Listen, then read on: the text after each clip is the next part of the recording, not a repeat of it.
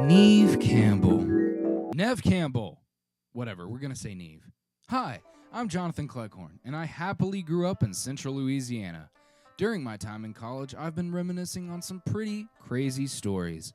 Whether it was being kicked out of Hastings, being arrested on a school trip, or having a gun pulled on me while ding-dong ditching, I have some pretty insane stories that I don't want to forget, and some that I think I should share. So, Neve Campbell. I first caught wind of her in the Scream series when I binged them all on a lonely spring break in 8th grade. I was captivated. Neve was my first celebrity crush, and man, oh man, was I in love. And I was so in love, in fact, that I decided to base a cult around her. Wait, what? Well, that's what we were called by some people on the outside looking in. I mean, we did call ourselves the Nevites, and we did have a rigorous application process, and we did sacrifice lambs, and we did offer our own blood, and we did offer our own blood. So, why? How did this all start? Well, to look back at the very start of the Nevites, we first need to recall that pollen in Louisiana sucks. And it doesn't just suck, it grows. And it doesn't just grow. Oh no, it doesn't just grow. It gathers up on every inch of your car and leaves you with a stuffy nose and an endless feeling of dread when you realize it's only the beginning of spring. So how did I capitalize on that? Well, by using the one thing I'm good at, propaganda. By writing Neve on cars covered in pollen, I was getting the word around. Who is this Neve? And why is her name on my car?